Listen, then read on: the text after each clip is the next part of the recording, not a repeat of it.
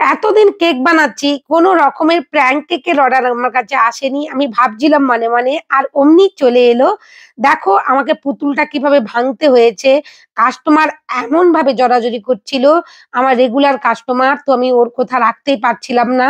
তো আমাকে ভাঙতেই হলো পুতুলটা, ভেঙে আমাকে এই প্র্যাঙ্ক কেকটা বানাতে হলো। দেখো আমি টেকনিকটা তোমাদের সাথে শেয়ার করছি। তোমাদের কাছেও এরকম ধরনের প্র্যাঙ্ক কেকের অর্ডার এলে বা বাড়িতে বানাতে চাইলে অবশ্যই বানাতে পারো আমার দেখানো টেকনিক ফলো করে। দেখো এখানে আমি একটা বোর্ড নিয়ে নিয়েছি। বোর্ডটা আগেই টার্নিং টেবিলের উপর বসিয়ে দেবে, তারপরে বাটির মধ্যে ক্রিমটা লাগিয়ে নিলাম কিভাবে পাইপিং ব্যাগের সাহায্যে তোমরা দেখে নিয়েছো। অ্যাজ এ হোম বেকার হিসেবে কখনো না কখনো দেখবে এই ধরনের প্র্যাঙ্ক কেকের অর্ডার অবশ্যই আসবে তোমাদের কাছে।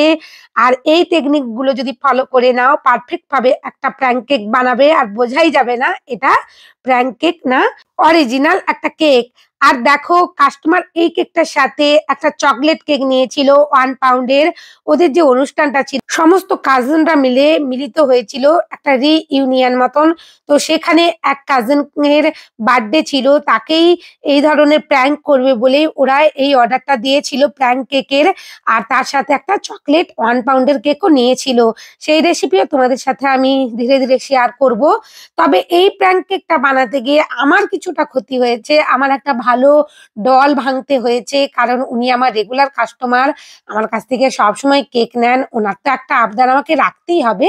অবশ্য উনি ডলটার আমাকে পে করেছিলেন, ডলটার টাকা, কিন্তু এই কেকটার টাকা কিন্তু উনি কিছুই পে করেননি। বাটিটা নিয়ে আমার ভীষণভাবে সন্দেহ ছিল যে বাটিটা আমি ফেরত পাবো কিনা, কিন্তু ও পরের দিন আমাকে বাটিটা দিয়ে গিয়েছিল। আর দেখো ধীরে ধীরে খুব সুন্দরভাবে আমি এখানে টেকনিকটা দেখিয়ে দিচ্ছি। এই কেকটা বানাতে গিয়ে কিন্তু খুব মজাই হয়েছিল। ওর যে চকলেট কেকের ক্রিমটা ছিল তারই সাথে আমি এখানে একটু বেশি করে ক্রিম রেডি করে নিয়েছিলাম। আর দেখো ডলের যে বডিটা সেখানে আমি ফন্ডেন্টের একটু বেলে নিয়ে বসিয়ে দিয়েছি পিঙ্ক কালারের। এই কাজগুলো কিন্তু একটু ভালো করেই করে নিতে হবে আগে, নালে কেকের উপর বসানোর পর, মানে বাটি কেকের উপর বসানোর পর এটা কিন্তু আর নাড়ানোই যাবে না। নাড়ালেই তোমার পুরো কাজটা ভেস্তে যাবে।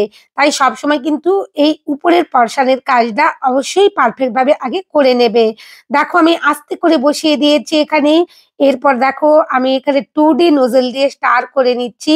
ও কোনো রকমের ডিজাইন আমাকে বলছিল না, বলছিল যে কেবলমাত্র একটা কেক মনে হলেই যেন চলবে। তো সেই মতনই আমি বানিয়ে দিয়েছি।